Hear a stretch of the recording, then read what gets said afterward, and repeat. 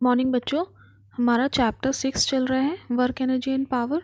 Last time हमने उसमें conservative nature पढ़ा था, फोर्स का, conservative and non conservative nature. तो आज हम कंजर्वेशन ऑफ एनर्जी पढ़ेंगे। ठीक है, principal of conservation of energy, कि एनर्जी किसी भी सिस्टम की कैसे कंजर्व होती है। आप लोग बचपन से एक लाइन सुनते आ रहे हो कि energy neither be created nor be destroyed, कि एनर्जी को हम क्रिएट भी नहीं कर सकते और डिस्ट्रॉय भी नहीं कर सकते। ठीक है, मीन्स इनपुट भी नहीं है और आउटपुट भी नहीं है उसका। तो जो एनर्जी है किसी भी सिस्टम की, वो क्या रहती है, कांस्टेंट रहती है। एनर्जी क्रिएट और डिस्ट्रॉय नहीं हो सकती, but it can be transferred from one point to another point. ठीक है, और you can say from one form to another form. Like किसी भी सिस्टम की काइनेटिक और पोटेंशियल एनर्जी है। सपोज यहाँ पे ये बॉल है, इस टाइम पे जो काइनेटिक एनर्जी है किसी सिस्टम की वो 5 जूल है और पोटेंशियल एनर्जी इसकी 7 जूल है। ठीक है, तो इस पॉइंट पे आके इसकी पोटेंशियल एनर्जी कुछ हुई और काइनेटिक कुछ हुई। सपोज़ यहाँ पे इसकी काइनेटिक एनर्जी 6 हुई और पोटेंशियल भी 6 हो गई। इस पॉइंट पे आके काइनेटिक एनर्जी 8 जूल हुई और पोटेंशियल एनर्जी इसकी 4 जूल हुई। ठीक है, तो अब देखो, आप हर एक पॉइंट पे काइनेटिक भी चेंज हो रही है और पोटेंशियल भी जो चेंज हो रही है। बट आप एक चीज़ ऑब्जर्व कर सकते हैं कि जो नेट टोटल एनर्जी है, टोटल मैकेनिकल एनर्जी है इस बॉल की, वो क्या है, 12 जूल है। 12 जूल। ठीक है, यहाँ पे भी 12 है और यहाँ पे भी 12 जूल है। ठीक है, तो हर एक पॉइंट पे जो टोटल एनर्जी है सिस्टम की वो क्या रहेगी, कांस्टेंट रहेगी। और ये आप कह सकते हो कि किसी भी आइसोलेटेड सिस्टम की जो टोटल एनर्जी है वो कांस्टेंट रहती है। आइसोलेटेड सिस्टम मीन्स जिस सिस्टम को हमने बाहर की इफ़ेक्ट से दूर रखा हुआ है, लाइक उसके ऊपर कोई भी एक्सटर्नल फोर्स, एनर्जी या टेम्परेचर, किसी भी चीज़ का इफेक्ट नहीं हो रहा है। ठीक है, वो सिस्टम। तो अब देखो यहाँ पे जैसे इसका 5 जूल था और इसका 7 जूल था, तो यहाँ पे जब काइनेटिक एनर्जी 1 जूल बढ़ गई और पोटेंशियल एनर्जी 1 जूल कम हो गई, इसका मतलब कि 1 joule potential energy is converted into kinetic energy, और यहाँ पे 3 joule of potential energy is converted into kinetic energy. ठीक है, तो energy can be transfer from one form to another form, but it can't be generated और destroyed. तो इसीलिए हम कहते हैं कि total energy of the system is always remains constant. This is the principle of conservation of energy. ठीक है, अब इसकी एक एप्लीकेशन पढ़ लेते हैं कि यहाँ से हम प्रूफ करते हैं कि कैसे हमारी किसी भी सिस्टम की एनर्जी कंजर्व रहती है। तो एनर्जी कंजर्वेशन अभी हम पढ़ेंगे फ्री फॉल बॉडी के लिए, फ्रीली फॉलिंग बॉडी। ठीक है, फ्री फॉल क्या होता है आपको लास्ट क्लास में भी बताया था, जब किसी भी बॉडी को हम ऊपर से ड्रॉप करवाते हैं नीचे अर्थ के ऊपर और वो फ्रीली फॉल करती है, उसके ऊपर कोई भी इफ़ेक्ट नहीं होता है। ठीक है, किसी और मतलब लाइक विंड फोर्स नहीं लगती है या कोई और भी रेजिस्टेंस, जो एयर रेजिस्टेंस वगैरह, सब उसके ऊपर नेग्लिजिबल कंसिडर किया जाता है। ठीक है, तो यहाँ पे हम सपोज कर रहे हैं ये हमारी अर्थ है, ये एक बॉल है, यहाँ पे ये बॉल जो है वो आपकी यहाँ नीचे ड्रॉप कर रहे हैं फ्रीली हम इसको, ये अर्थ पे आ गई है इस पॉइंट पे। इनिशियली मैंने बताया था एट द मैक्सिमम हाइट पे जो कोई भी ऑब्जेक्ट अगर आपका है तो उसकी वेलोसिटी क्या होती है, 0 होती है ना, और उस टाइम पे उसकी जो पोटेंशियल एनर्जी होती है वो क्या होती है, मैक्सिमम होती है। लास्ट टाइम ही केस किया था हमने ऐसा।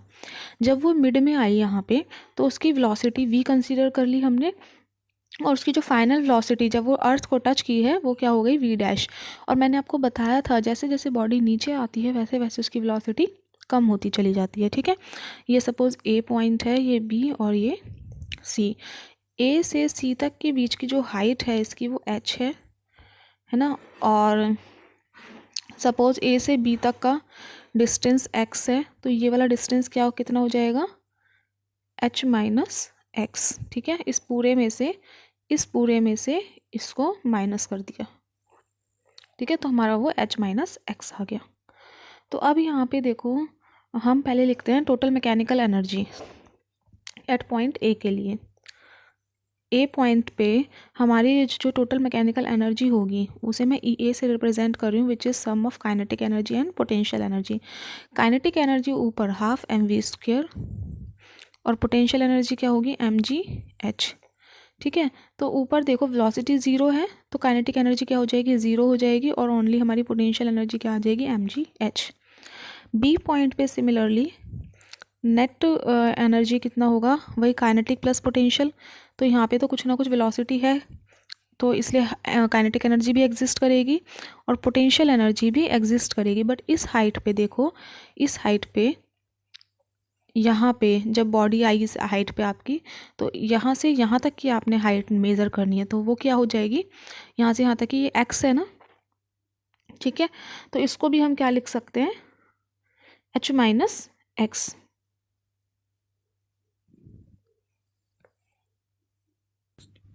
तो यहाँ लिखेंगे h माइनस एक्स, और हम इसका ब्रैकेट खोल देंगे, तो half m v square plus m जी h minus m g x ऐसे लिख सकते हैं।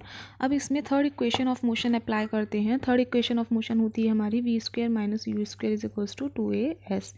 We is the final velocity and u is the initial velocity. V जो हमारी फाइनल वेलोसिटी है वो कहाँ पे है, इस बी पॉइंट पे, ठीक है। और इनिशियल वेलोसिटी क्या है, ए। तो initial velocity is 0, so final velocity will be equal to 2as।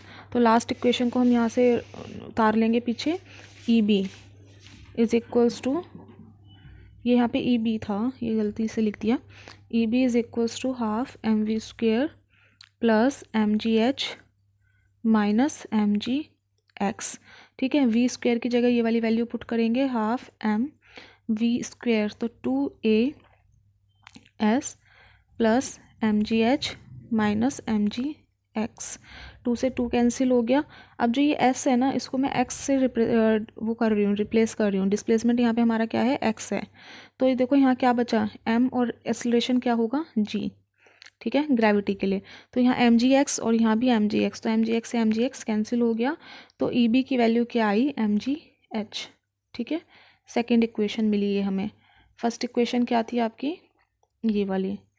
देखो E A, net energy at A point पे भी आपकी एम जी एच हो, बी पे भी। अब सी पे निकालते हैं, ई सी।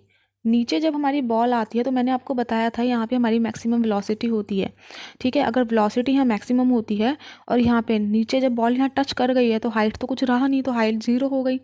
तो यहाँ पे क्या होगा, kinetic energy half m v square dash, ठीक है, मैक्सिमम के लिए, प्लस वो हाइट 0 हो गई, तो ये पोटेंशियल एनर्जी क्या हो जाएगी आपकी, 0 हो जाएगी। तो यहाँ पे क्या आएगा, सिर्फ काइनेटिक एनर्जी आएगी, ठीक है। अब इसको मैं दोबारा से हम third equation of motion apply करते हैं। वी स्क्वेयर, यहाँ वी डैश स्क्वेयर लगाऊंगी मैं, और u square is equals to 2gh, ठीक है। 2as को मैं क्या लिख रही हूँ यहाँ पे, 2gh। तो अब देखो वी डैश स्क्वेयर की जगह मैं 2gh पुट कर दूँ इस इक्वेशन में, क्योंकि इनिशियल वेलोसिटी तो हमारी 0 थी जो ए पॉइंट पे था। तो half m v dash square is 2gh, 2 से 2 कैंसिल, एम जी एच आया। अगेन इक्वेशन 3, तो आप इक्वेशन फर्स्ट सेकेंड 3 देखेंगे, ई ए, ई बी और ई सी तीनों ही आपकी देखो एम जी एच के इक्वल हैं, ठीक है। इट मीन्स कि total energy of a system, जब वो बॉल कहीं भी थी, तीनों पॉइंट्स हमने देख लिए, हवा में, बीच में, इनिशियल पॉइंट पे, अपना मैक्सिमम हाइट पे और ग्राउंड को टच करती है, तब भी हर जगह उसकी जो नेट एनर्जी है बॉल की वो क्या है, ये सेम है। It means the total energy for a free falling body is conserved at every point, ठीक है। नेक्स्ट टॉपिक है हमारा पावर।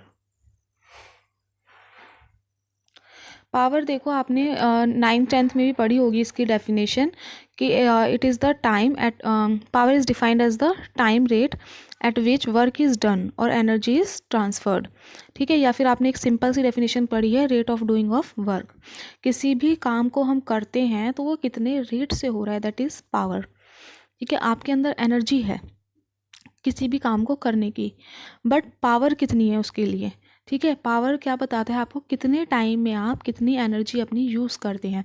अगर आप ज़्यादा टाइम में कम एनर्जी लगाते हैं तो आपकी पावर क्या हो गई, कम हो गई। बट अगर आप कम टाइम में ज़्यादा एनर्जी यूज़ करके और उस काम को कर लेते हैं तो इसका मतलब आपकी पावर क्या है, ज़्यादा है, ठीक है। तो पावर का जो फॉर्मूला होता है, जो अमाउंट ऑफ पावर होती है बेसिकली, वो किसके ऊपर डिपेंड करती है, मैग्नीट्यूड ऑफ वर्क के ऊपर, कि आप कितना काम कर रहे हो, मैग्नीट्यूड ऑफ वर्क, ठीक है। अगर ज़्यादा काम कर रहे हो तो ज़्यादा पावर लगेगी, कम काम कर रहे हो तो कम पावर लगेगी। या फिर हम कह सकते हैं time taken by the body, कि आप कितना टाइम ले रहे हो उस काम को करने के लिए, ठीक है। तो पावर जो होती है उसको हम पी से रिप्रेजेंट करते हैं, उसका फॉर्मूला होता है वर्क अपॉन टाइम। अगर टाइम इंक्रीज़ होगा तो वर्क डिक्रीज़ होगा, अगर टाइम डिक्रीज़ होगा तो वो सॉरी उल्टा बोल दिया मैंने, अगर टाइम इंक्रीज़ होगा, टाइम अगर आपका बढ़ेगा तो आपकी जो पावर होगी वो क्या होगी, कम हो जाएगी। ठीक है, अगर टाइम आपका डिक्रीज़ करता है, अगर आप कम टाइम यूज़ करते हो किसी भी काम को करने के लिए तो आपकी उसमें पावर ज़्यादा दिखेगी, है ना। इट मीन्स हम कैसे कह सकते हैं, लाइक आप पढ़ रहे हो, ठीक है, तो आपने सपोज़ 1 घंटे में अपना पूरा काम कंप्लीट कर लिया, आपका जो भी होमवर्क था वो सब कुछ कर लिया, बट आपके साथ वाले ही किसी स्टूडेंट ने, आपके किसी भाई बहन ने जो आपकी सेम क्लास में है, उसने वही काम 2 घंटे में किया। इट मीन्स आपके अंदर ज़्यादा पावर है उस काम को करने की as compare to your sister और ब्रदर। ठीक है, तो ये होती है पावर। पावर की जो यूनिट होती है SI यूनिट, वो होती है वॉट, जिसका सिंबल होता है कैपिटल W। वर्क का सिंबल क्या होता है, जूल, वो यूनिट, और टाइम का क्या होता है, सेकेंड्स। तो जो ये पावर की यूनिट होती है ना 1 वॉट, काफ़ी बार आपसे पूछ लिया जाता है पेपर में, डिफाइन 1 वॉट। आपसे पावर नहीं पूछी जाती, आपसे डायरेक्ट 1 नंबर में क्वेश्चन पूछ लिया जाता है कि डिफाइन 1 वॉट। तो 1 वॉट को आप कैसे डिफाइन करेंगे, जैसे पावर का फॉर्मूला आप लिखते हो वर्क अपॉन टाइम। ठीक है, तो means 1 watt is equals to 1 joule upon 1 second. It means कि 1 watt is the power of an agent. Agent means you, कोई और पर्सन, कोई बॉडी, ठीक है, capable of doing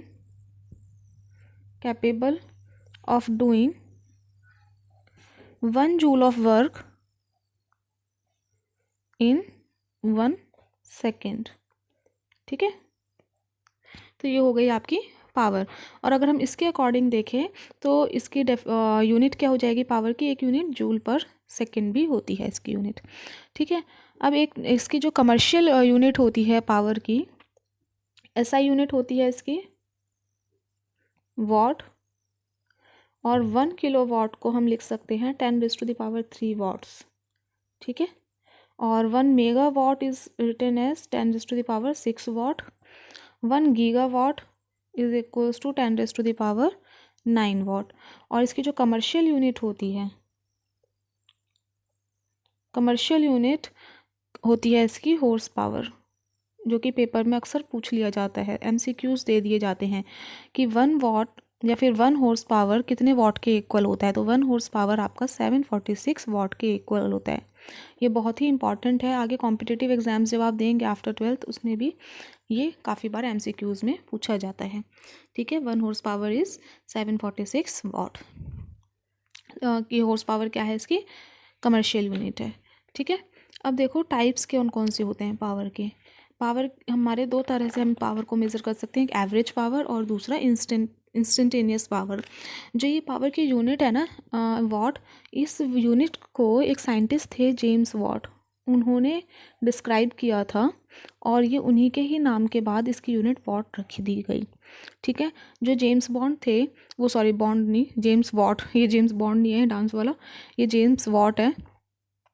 James Watt ने क्या किया था, स्टीम इंजन की इन्वेंशन की थी, जो कि आप क्लास 12th में पढ़ेंगे, स्टीम इंजन। ठीक है, और वहाँ पे आप 7 चैप्टर जब आप पढ़ेंगे AC सर्किट्स क्लास 12th में, वहाँ आपका ये एवरेज पावर और इंस्टेंटेनियस पावर बहुत ही बेसिकली यूज़ किया जाएगा। ये मतलब इसके लिए बेसिक्स हैं आपके। ठीक है, जैसे आप अभी इंग्लिश लिखते हो तो आपको सेंटेंस फॉर्मेशन बचपन में सिखा दिया गया था, तो अभी आप एक एक सेंटेंस, एक एक वर्ड, लेटर उठाते टाइम ये नहीं सोचते कि इसके बाद क्या आएगा। तो इसी टाइप से ये एवरेज पावर है। ठीक है, average power is also the ratio of total work done to the total time taken. यहाँ पे क्या लिखते हैं इसको, एवरेज पावर को total work done upon total time. ठीक है, और इंस्टेंटेनियस पावर में क्या डिफरेंस है कि किसी भी इंस्टेंट पे अगर आपका कोई भी काम हो रहा है तो हम किसी भी एक पर्टिकुलर टाइम पे उसकी पावर चेक कर सकते हैं कि इस टाइम पे ले सपोज आपने 1 घंटा पढ़ाई करी, तो मैं कह रही हूँ कि 25th मिनट पे आपका कितना पावर है, तो वो निकालने के लिए हम क्या यूज़ करते हैं, इंस्टेंटेनियस पावर यूज़ करते हैं। ठीक है, ये क्या होती है, एवरेज पावर की लिमिटिंग वैल्यू होती है एक पर्टिकुलर टाइम पे। तो पावर को यहाँ पे हम कैसे रिप्रेजेंट करते हैं, इंस्टेंटेनियस पावर को, dW/dt। ठीक है। और इसको हम कैसे, इसका थोड़ा सा डेरिवेशन है यहाँ पे देख लो। डी डब्ल्यू को हम लिख सकते हैं फिर further P into D T. तो पावर जो होती है वो, सॉरी, जो चेंज इन वर्क डन होता है उसको हम क्या लिखते हैं, फोर्स इंटू डिस्प्लेसमेंट। हमें पता है वर्क का फॉर्मूला इन स्टार्टिंग में पढ़ लिया था चैप्टर के, फोर्स इंटू डिस्प्लेसमेंट। तो डी डब्ल्यू क्या हो जाएगा, एफ इंटू डी आर। ठीक है, F into d are. Sorry, ये इसके ऊपर वेक्टर नहीं आएगा क्योंकि वर्क जो है वो आपकी स्केलर क्वांटिटी है। ठीक है, तो अब देखो एक इक्वेशन ये है, एक इक्वेशन ये है, ए और बी। तो यहाँ दोनों लेफ्ट साइड डी डब्ल्यू, तो इनकी राइट साइड को कंपेयर कर दें हम, तो इनकी राइट साइड को लिख देंगे p d t is equals to f dot d r. ठीक है, तो यहाँ पे एफ डॉट डी आर लिख दिया हमने। तो पावर को निकालना है बेसिकली हमें, तो f into d r upon d t लिख देंगे। और d r upon d t is displacement upon time which is equal to velocity. ठीक है, तो पावर का फॉर्मूला क्या आ जाएगा, power is also scalar unit, f into v. It is the dot product of the force and velocity. ठीक है, power क्या होती है आपकी, स्केलर क्वांटिटी होती है, लिख लेना, जैसे कि वर्क और एनर्जी होती है। Power is also scalar quantity. और इसकी जो डायमेंशन होती है पावर की, आप खुद भी निकाल सकते हैं फॉर्मूले से, वो होती है ml/t-3। ठीक है, नेक्स्ट टॉपिक है आपका कोलिजन। कोलिजन मीन्स कोलाइड करना, दो बॉडीज़ आपस में टक्कर मार रही हैं एक दूसरे को। ठीक है, या फिर एक बॉडी रेस्ट पे है, दूसरी बॉडी मोशन में है, तो ये यहाँ पे आके इसको हिट कर गई। या फिर एक ये फर्स्ट बॉडी आपकी मोशन में है, सेकंड बॉडी आपकी रेस्ट पे है, तो ये फर्स्ट ने सेकंड पे आके ऐसे उसको कोलाइड कर दिया, टक्कर मार दी उसको। ठीक है, जैसे रास्ते में आप खड़े हो, कोई बंदा पीछे से चल के आ रहा है, उसने आपको देखा नहीं, वो कहीं और देख रहा है और आपसे टकरा गया, क्या हो गया वहाँ पे, कोलिजन हो गया। ठीक है, तो ये जो कोलिजन होते हैं ना, ये 2 टाइप्स के होते हैं, इलास्टिक कोलिजन और इनइलास्टिक कोलिजन। ठीक है, तो इलास्टिक कोलिजन क्या होता है और इनइलास्टिक कोलिजन क्या होता है, ये भी मैं आपको बताऊंगी। इनके दोनों ही केसेस हमको अलग अलग पढ़ने हैं। इलास्टिक कोलिजन में बेसिकली क्या होता है कि जब दो बॉडीज़, ये फर्स्ट बॉडी सपोज, ये सेकंड बॉडी सपोज रेस्ट पे है, इसकी वेलोसिटी क्या हो गई 0, फर्स्ट बॉडी मूव करी आके दूसरी बॉडी से टकराई, तो आफ्टर कोलिजन क्या होता है कि इसमें इसकी जो काइनेटिक एनर्जी होती है, यहाँ पे इसकी कुछ और काइनेटिक एनर्जी है, इनिशियली इसकी काइनेटिक एनर्जी 0 है क्योंकि ये रेस्ट पे है। ठीक है, तो आफ्टर द कोलिजन इनकी जो काइनेटिक एनर्जी होगी वो क्या हो जाएगी, कंजर्व हो जाएगी। या तो इन दोनों में हाफ हाफ बढ़ जाएगी, या एक में ज़्यादा एक में कम हो जाएगी। मीन्स अगर इनिशियली इसकी 5 जूल थी और इसकी 0 थी, तो आफ्टर कोलिजन दोनों की क्या होगी, 5 जूल होगी, या तो 2.5 होगी, या 3-2 होगी, या 2-3 होगी, या 4-1 होगी, है ना। इस टाइप से ये डिवाइड हो जाएगी। तो इनकी काइनेटिक एनर्जी क्या होती है, इलास्टिक कोलिजन में कंजर्व हो जाती है, काइनेटिक एनर्जी कंजर्व्ड। ठीक है, मोमेंटम देखो दोनों में ही कंजर्व होता है, जो टोटल चेंज इन मोमेंटम होता है it is also always conserved in collision, चाहे वो इलास्टिक हो या इनइलास्टिक हो। तो मैं ये वाला पॉइंट इसके लिए भी लिख रही हूँ। ठीक है, तो अब देखो यहाँ पे इनइलास्टिक कोलिजन में क्या होता है कि जब हमारी बॉडीज़, दो बॉडीज़ टकराती हैं, कोलिजन होता है, तो आफ्टर द कोलिजन वो बॉडी क्या कर जाती है, उसमें से हीटिंग हो जाती है। ठीक है, हीट करती है, मतलब वो बॉडी गर्म हो जाती है, या कुछ भी कह लो आप, उस बॉडी में से आपकी हीटिंग इफ़ेक्ट्स निकलते हैं। तो और इस इनइलास्टिक कोलिजन में काइनेटिक एनर्जी भी कंजर्व नहीं होती है। ठीक है, not conserved, kinetic energy is not conserved in elastic collision में। और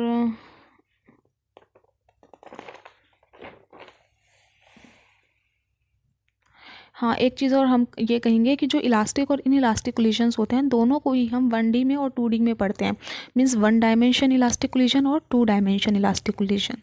ठीक है, अब देखो जब 1 डायमेंशन हम पढ़ ही रहे हैं, इलास्टिक और ये इनइलास्टिक, ठीक है, तो जब हम 1D में पढ़ रहे हैं तो 1 डायमेंशन में तो हम सिर्फ एक ही डायरेक्शन की बात कर रहे हैं, या तो एक्स एक्सिस की, या वाई की, या फिर जेड की। सपोज हम एक्स एक्सिस की बात कर रहे हैं, तो ये बॉडी यहाँ पे आके इससे टकरा गई, और आफ्टर द कोलिजन ये दोनों बॉडीज़ एक साथ होके चलने लगी। ठीक है, सॉरी एक साथ नहीं होंगी, थोड़े थोड़े डिस्टेंस पे होंगी इस टाइप से। तो अगर हम इसी इलास्टिक कोलिजन की 2D में बात करें तो आफ्टर द कोलिजन ये दोनों बॉडीज़ क्या हो जाएंगी, एक दूसरे से अलग अलग डायरेक्शन में होके आई, टकराई और अपने अपने रास्ते पे मूव कर गए। ठीक है, तो यहाँ पे इन इलास्टिक कोलिजन में क्या होता है, 1D में बॉडीज़ आती हैं और उसी डायरेक्शन में कोलिजन के बाद सेम डायरेक्शन में ही एक दूसरे के साथ चिपक जाती हैं। ठीक है, और ये फिर ये एक साथ चलती हैं इन इलास्टिक में। और 2D में क्या होता है, इन इलास्टिक में ये अलग अलग नहीं जाती, स्टिल ये आपकी एक ही डायरेक्शन में मूव करती हैं 2D में भी। ठीक है, देखो जो ये 2D वाले केसेस हैं ना, ये थोड़े से कॉम्प्लेक्सिव हैं, तो इसीलिए आप लोगों की NCERT में भी इसको ज़्यादा अच्छे से डिफ़ाइन नहीं किया हुआ है और कोई इतना डेरिवेशंस नहीं दिए हुए हैं। तो 1D का ही पूरा खोल के डेरिवेशन दिया हुआ है, तो मैं आपको 1D का करवाऊंगी, 2D का भी करवाऊंगी, पर 2D का इन इलास्टिक में थोड़ा कॉम्प्लिकेटेड है तो वो हम स्किप करेंगे और आपके NCERT में भी नहीं दिया हुआ है और पूछते भी नहीं, अगर पूछें भी कभी तो आप उसका 1D में भी कर सकते हो। ठीक है, तो इनके डेरिवेशंस स्टार्ट करते हैं हम। पहले आपका हम कर रहे हैं इन इलास्टिक कोलिजन का इन 1D, in elastic collision in 1D। ठीक है, इस इन इलास्टिक कोलिजन को हम हेड ऑन कोलिजन भी कहते हैं, कि एक दूसरे से अपना सर भिड़ा के चलने लग जाती हैं। ठीक है, आफ्टर द कोलिजन। तो यहाँ पे देखो क्या है, एक बॉडी है जिसका मास m1 है। ठीक है, ये आपकी दूसरी बॉडी है जिसका मास m2 है, इसकी वेलोसिटी 0 है, इसकी वेलोसिटी v1i हमने रख दिया, first velocity, first initial velocity. ठीक है, initial velocity of first mass. तो अब क्या हुआ, ये बॉडी आई और इस सेकेंड बॉडी से टकराई, फर्स्ट वाली। ठीक है, आफ्टर कोलिजन ये बॉडीज़ एक दूसरे के साथ ऐसे आके चिपक गई। ठीक है, और इसी सेम डायरेक्शन में 1D की बात कर रहे हैं ना, तो सेम डायरेक्शन में चलने लगी। और जब एक दूसरे के साथ ही चिपक गई हैं, एक दूसरे के साथ हाथ पकड़ के चल रही हैं, तो इस मीन्स कि इनकी वेलोसिटी सेम होगी vf। ठीक है, this is after collision and this is before collision. देखो जब भी हम कोलिजन पढ़ेंगे तो ये याद रखना, हम दो इक्वेशंस बनाते हैं, एक मोमेंटम के लिए, काइनेटिक एनर्जी के लिए।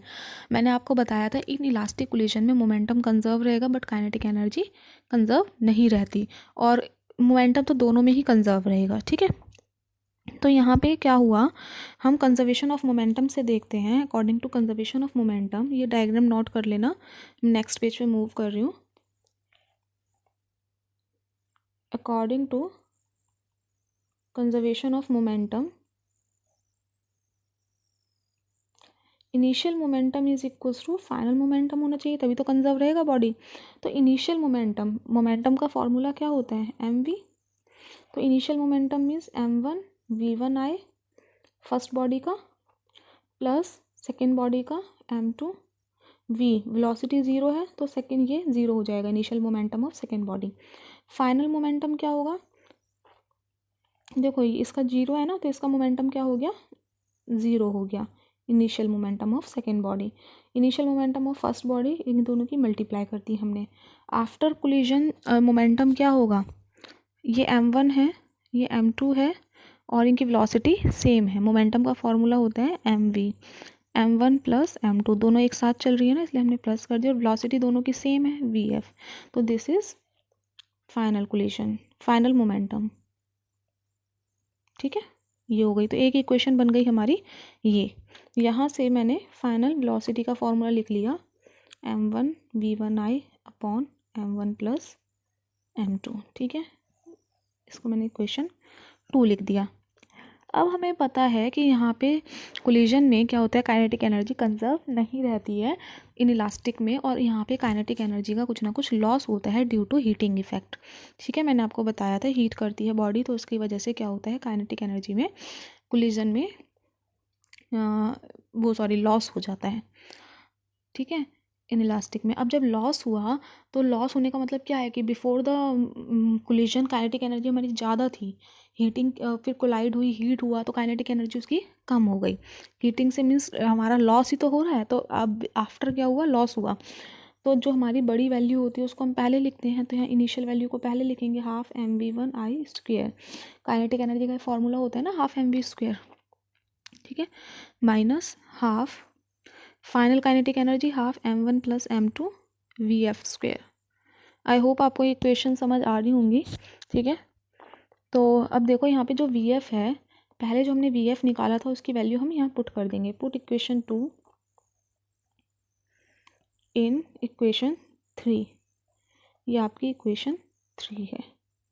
तो half m1v1i² minus half m1 plus m2, और इस इक्वेशन को पुट करेंगे, क्या है, m1v1i upon m1 plus m2, और इसका क्या है, होल स्क्वायर है, ठीक है। इनका स्क्वायर मैं अलग लिख रही हूँ, अलग अलग ये हटा रही हूँ। तो देखो इस स्क्वायर से ये कट हो गई वैल्यू, तो यहाँ पे क्या बचा, हाफ मैंने बाहर लिख दिया, या फिर इनको देखो यहाँ पे हाफ mvi² है, यहाँ भी हाफ m1vi², तो इस पूरे को हम बाहर लिख रहे हैं कॉमन, ठीक है। यहाँ क्या बचा ब्रैकेट में, 1 minus 1 upon m1 upon m2, ठीक है। ये इसका भी स्क्वायर होगा ना, तो यहाँ पे एक m1 भी बचेगा, क्योंकि ये भी स्क्वायर है और ये भी स्क्वायर है, ठीक है। तो एक m1 और v1² हमने बाहर ले लिया, एक m1 अंदर बचा हमारा। अगर अब हम इसका एलसीएम लेंगे तो क्या होगा, m1 plus m2 minus m1, ठीक है। तो इस m1 से वाला m1 कैंसिल हो जाएगा, और ऊपर क्या बचा, m2। तो हमारी इक्वेशन बनी डेल्टा के change in kinetic loss in kinetic energy is half m1 m2 upon m1 plus m2 v1i², ठीक है। This is the change in kinetic energy. Change क्या आया, मीन्स हमारी काइनेटिक एनर्जी में लॉस हुआ है, ठीक है। और यहाँ पे प्लस है तो loss is positive.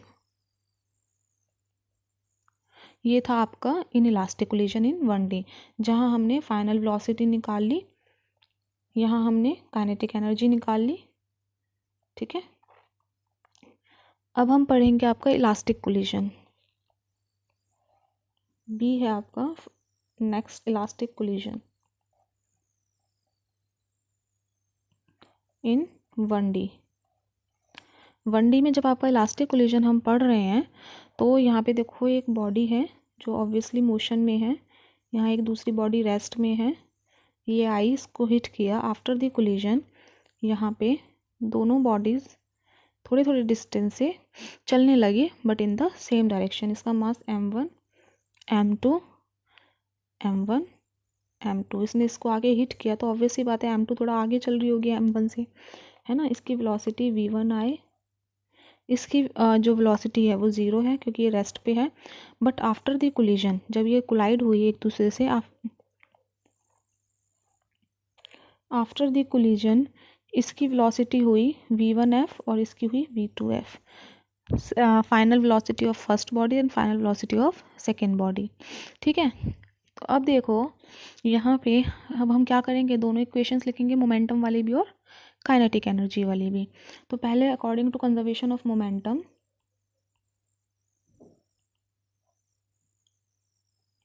pi is equals to pf, initial momentum is final momentum, initial momentum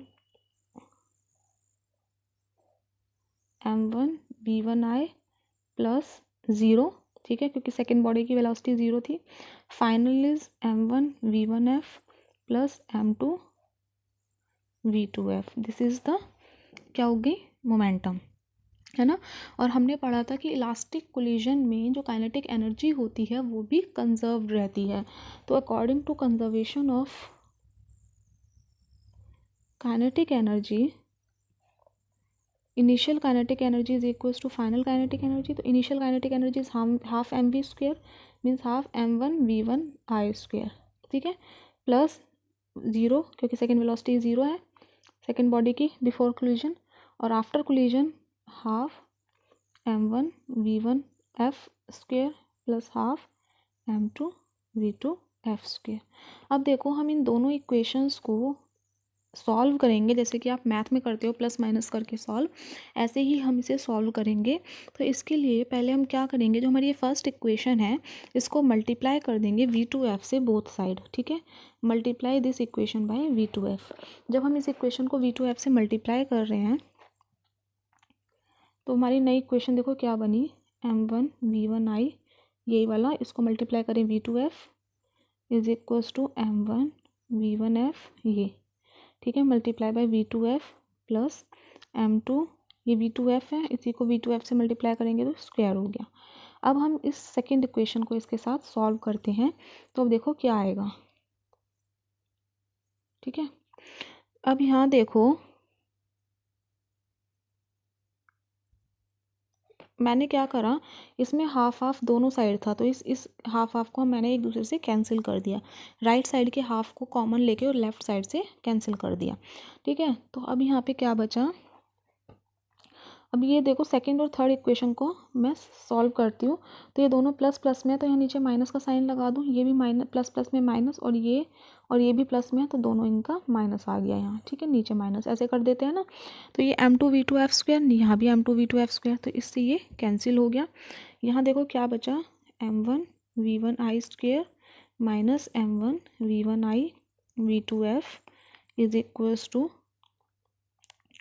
फिर ये वाला और minus this term V1F² F1F² minus M1V1F V2F। ठीक है, अब हमारे पास ये नई इक्वेशन बनी after solving the second and third equations. ठीक है,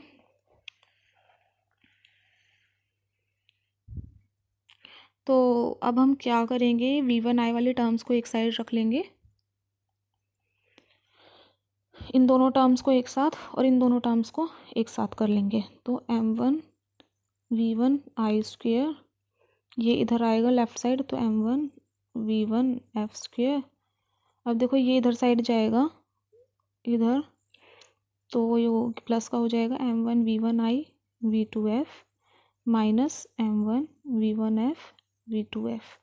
ठीक है, अब देखो इनमें यहाँ पे M1V1I सॉरी M1 कॉमन आ जाएगा, कुछ मिस्टेक हो रहा है,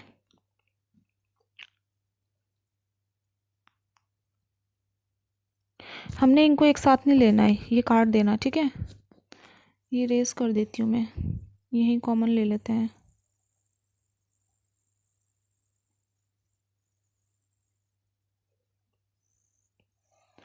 हमने क्या करना है कि जो M1 है ये M1 दोनों में कॉमन आ रहा है और V1I भी कॉमन है तो एक M1V1I को हमने बाहर निकाल लिया तो इसमें एक V1I बचा और यहाँ पे क्या बचा V2F। ठीक है, इज इक्वल्स टू, अब इसमें देखो M1V1F कॉमन आ रहा है ना, और इसमें ब्रैकेट में क्या बचा V1F माइनस V2F। अब मैंने क्या करा, इस M1 से ये वाला M1 कैंसिल कर दिया। ठीक है, तो अब इसको मैं नेक्स्ट पेज पे नोट डाउन कर लेती हूँ पहले, V1I minus V2F is equals to V1F minus V2F। ठीक है, ये आ गया अब हमारा। अब इनके जो ये हैं ब्रैकेट्स इन्हें सॉल्व कर लेते हैं, V1I² minus V1I V2F V1F² minus V1F V2F। तो मैंने यहाँ से V1I² माइनस हो जाएगा, V1F को इधर ले आई और इस टर्म को इधर ले गई तो ये हो गया V1I V2F minus V1F V2F।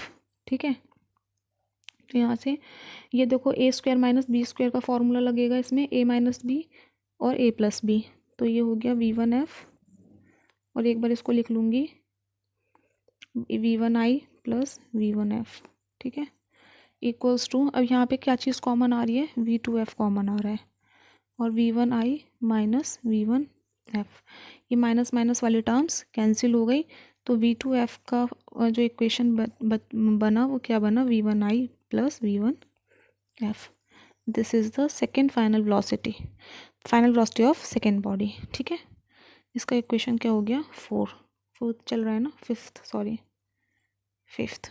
ठीक है, ये आपकी इक्वेशन क्या हो गई, फिफ्थ। अब इस फिफ्थ इक्वेशन को हम क्या करेंगे, इस फर्स्ट इक्वेशन में पुट कर देंगे। फर्स्ट में करेंगे, कहाँ करेंगे, एक बार मैं चेक कर लेती हूँ। हाँ, फर्स्ट इक्वेशन में हम इसको पुट कर देंगे। तो जो आपकी फर्स्ट इक्वेशन थी वो थी m1v1i is equals to m1v1f plus m2v2f। ठीक है, ये एज इट इज़ रहा यहाँ पे। v2f की जगह हमने पुट किया v1i प्लस vf। ठीक है, फिर इसको ब्रैकेट को सॉल्व किया, m2v1i प्लस m2vf m1v1i। देखो अब यहाँ पे कुछ कॉमन आ रहा है हमारा, आई वाली टर्म्स को हम एक साथ लिख लें।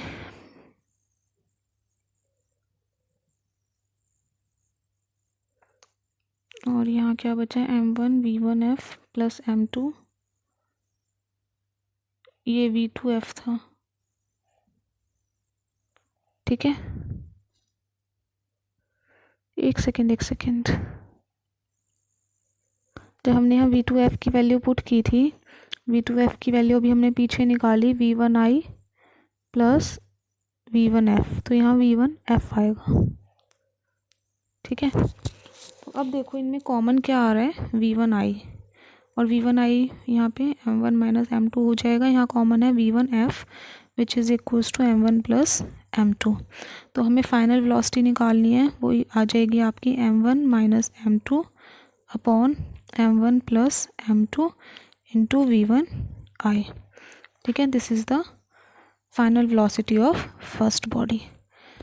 अब आपको यहाँ से final velocity of second body भी मिल जाएगी, अगर फर्स्ट निकाल ली तो कैसे, इस फर्स्ट को इस सेकेंड की जो इक्वेशन आई थी पीछे, इसमें पुट कर देंगे। v2f क्या आया था, v1i प्लस v1f। अब इस v1f में अभी जो हमने पीछे निकाला है ये वाला, इसको पुट कर देंगे, m1 minus m2 upon m1 plus m2, और ये यहाँ पे क्या आ रहा था इसके साथ, v1i कॉमन आ गया, 1 LCM। ठीक है, यहाँ 1 बचा अंदर। अब इसका LCM लेंगे तो ऊपर आया m1 plus m2 plus m1 minus m2 upon m1 plus m2। तो इस m2 से ये वाला m2 कैंसिल हो गया, तो ऊपर आया 2m1 अपॉन v1। ठीक है, so this is the final second body velocity. यहाँ पे देखो आप सोच रहे होगे क्या चल रहा है, इतना डेरिवेशन, इतना सब कुछ। तो जब भी हम कोलिजन वाले केस करेंगे तो आफ्टर द कोलिजन उनके जितने भी अननोन टर्म्स हैं, अननोन टर्म्स मतलब फाइनल वेलोसिटी दोनों बॉडीज़ की, हमें वो फाइंड आउट करनी होगी, और उनकी काइनेटिक एनर्जी। ठीक है, तो यहाँ पे इन दोनों की हेल्प से देखो, जो फर्स्ट केस किया था हमने इलास्टिक वाला, उसमें हमारी सिर्फ एक ही अननोन टर्म थी, क्योंकि यहाँ पे इनकी कॉमन वेलोसिटी थी vf।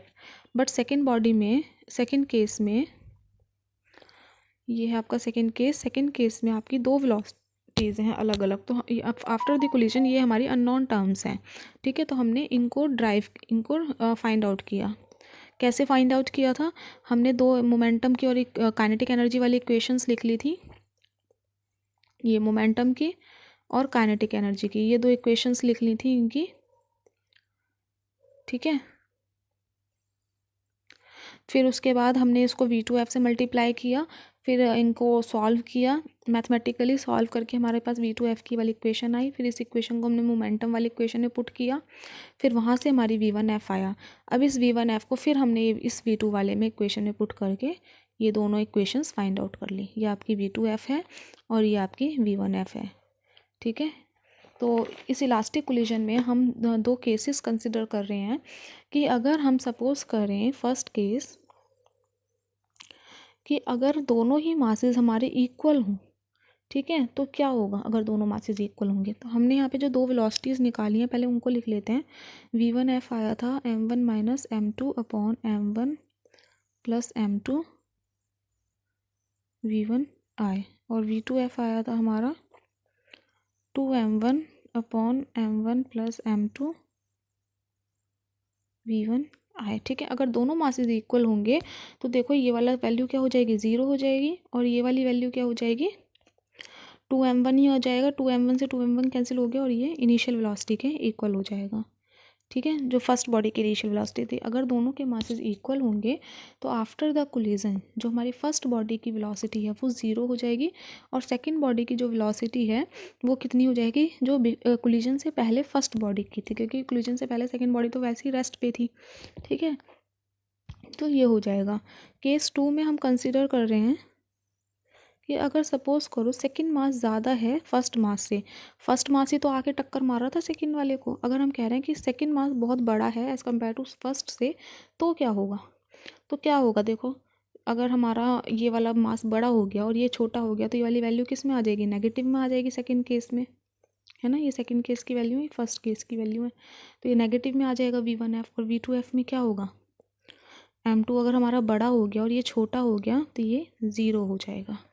कैसे 0 होता है ये पता है ना, कि अगर कोई भी टर्म ऊपर कम है और नीचे ज़्यादा है, सपोज़ 1/4 है तो वो 0 पॉइंट समथिंग होगा। ठीक है, और उसमें भी ये फिर और ऐड हो रहा है, तो इसीलिए ये क्या हो जाएगा, नियर अबाउट 0 हो जाएगा, फिर आप कह सकते हो अप्रॉक्सीमेट 0। तो हम कह सकते हैं कि जो हैवियर मास है वो अनडिस्टर्ब रहेगा as compare to first mass, क्योंकि देखो इनिशियल वेलोसिटी जो फर्स्ट मास के, इसकी तो इनिशियल वेलोसिटी थी कुछ जो हमने v1 आई कंसिडर किया था, वो अगर नियर द 0 हो गई तो सेकंड मास क्या रहेगा, अपना रेस्ट पे ही रहेगा, क्योंकि ये फर्स्ट ही नहीं मूव कर रहा तो सेकंड कैसे मूव करवाएगा वो। ठीक है, तो ये था आपका इलास्टिक कोलिजन इन 1D। ठीक है, तो अब हम पढ़ रहे हैं कोलिजन इन 2D। ये क्लास बहुत लंबी हो गई है बट कोई बात नहीं, एक और टॉपिक बचा है छोटा सा, फिर इसके बाद आपका इस चैप्टर कंप्लीट हो जाएगा। जो नेक्स्ट है आपका कोलिजन इन 2D। 2D में क्या है आपका, इलास्टिक कोलिजन ही पढ़ेंगे यहाँ पे बस हम। इसमें एक बॉल आई जो मोशन में है, उसने रेस्ट पे दूसरी बॉल को टकराई, और आफ्टर द कोलिजन ये दोनों बॉल्स दूर हो गई। ठीक है, अलग अलग डायरेक्शंस में। तो यहाँ पे जो ये m1 है आपका, ये m2 है, यहाँ पे ये है आपकी m2 बॉल, और ये आई आपकी m1। ठीक है, और इसको जाना ऐसे चाहिए था सीधा, बट 2D में ये अपोजिट डायरेक्शंस में चली गई, और इन्होंने इसके साथ एंगल बनाया θ2 और यहाँ बनाया θ1। इसकी जो वेलोसिटी है, सपोज़ वो u1 है, इनिशियल वेलोसिटी u1, ये u2, इसकी ये फाइनल वेलोसिटी v2, इसकी फाइनल वेलोसिटी v1। ठीक है, तो अब देखो आपको कौन कौन सी चार टर्म्स यहाँ पे फाइंड आउट करनी है, θ1, θ2, v1, v2, ये चार चीज़ें आपको यहाँ पे अननोन हैं जिसको आपको फाइंड आउट करना है ना। यहाँ पे भी वही लगाएंगे हम, conservation of momentum and conservation of energy. अब देखो यहाँ पे, इससे पहले आपको बता देती हूँ मैं, जो वेलोसिटी के टर्म्स हैं यहाँ पे, ये वेलोसिटी का क्या होगा, हॉरिजॉन्टल कंपोनेंट होंगे। ठीक है, इनको इनके कंपोनेंट, इनको इनके वेक्टर्स में अगर हम रिजॉल्व करते हैं तो यहाँ पे फर्स्ट बॉडी के लिए, नीचे वाली बॉडी के लिए आएगा m1 v1 cos θ1, और ये सेकेंड बॉडी के लिए आएगा m2 v2 cos θ2। सिमिलरली यहाँ नीचे आएगा m1 v1 sin θ1, और यहाँ m2 v2 sin θ2। बट देखो जो हमारी ये बॉडीज़ हैं इनका वर्टिकल डायरेक्शन में तो कोई मोशन ही नहीं है। ठीक है, या फिर हम कह सकते हैं कि जो इनका इक्वल एंड अपोजिट मोशन है, तो इसीलिए इन्होंने ये वर्टिकल कंपोनेंट्स को एक दूसरे से कैंसिल कर दिया, सिर्फ हमारे पास क्या बचे, हॉरिजॉन्टल कंपोनेंट्स बचे। तो इन हॉरिजॉन्टल कंपोनेंट्स को हम कैसे लिखेंगे,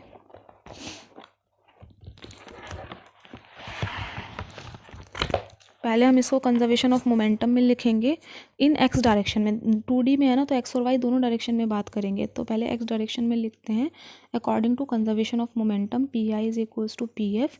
इनिशियल मोमेंटम क्या है आपका m1 u1, ठीक है, m2 u2 is equals to m1 v1 cos theta 1 plus m2 v2 cos theta 2। ये हो गई आपकी इक्वेशन 1।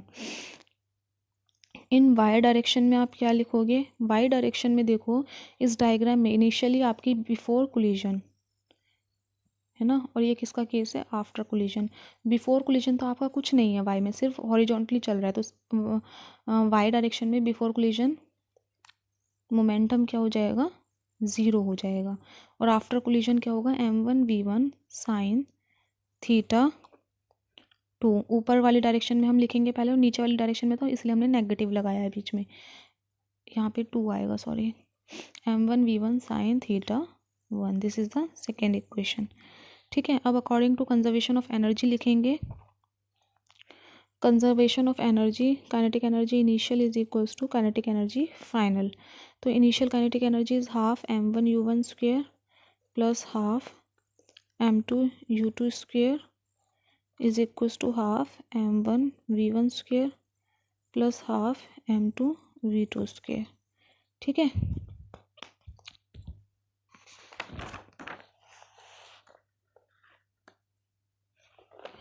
देखो यहाँ पे इन इक्वेशंस में आप ये लिखना चाहो तो मतलब ना लिखना चाहो तो इसे मत लिखना, क्योंकि इनिशियल वेलोसिटी हमारी सेकेंड बॉडी की 0 थी यहाँ पे, और ये भी हमारी क्या थी? 0 थी। इन इक्वेशंस को सॉल्व करके अगेन हम क्या निकाल सकते हैं यहाँ से? v1 v2 theta 1 and theta 2। तो बट आपको यहाँ पे इतना सॉल्व करने की ज़रूरत नहीं है, आपके एनसीईआरटी में भी बस ये इक्वेशंस बना के ऐसे ही इसको छोड़ा हुआ है, ठीक है। ये 3 इक्वेशंस को ऐसे आपको समझा के और छोड़ दिया गया है। और इन्होंने कहा है कि अगर आपके किसी भी न्यूमेरिकल में कोई एक अननोन क्वांटिटी दी जाती है, सपोज़ आपको यहाँ पे v1 दे दिया जाता है, तो आप उससे v2 theta 1 theta 2 find out कर सकते हैं। सपोज़ आपको v2 दे दिया गया, तो v2 से आप और बाकी के टर्म्स को फाइंड आउट कर सकते हैं, ठीक है। तो और एक चीज़ और कहा गया है कि अगर यहाँ पे हम सपोज़ कर लें कि थीटा 1 इक्वल है थीटा 2 के, मीन्स दोनों ही बॉडी सेम डायरेक्शन में है, तो ये 2D का जो केस है ये 1D में कन्वर्ट हो जाएगा। और अगर आपको बोला जाता है, पेपर में क्वेश्चन आ जाता है ऐसे, drive the collision in 2D, तो elastic collision, drive the derivation of elastic collision in 2D, but you have to show here the theta 1 and theta 2 is equals to 0 और it equals to सेम, मतलब theta 1 is equals to theta 2, ठीक है, या 0 degree.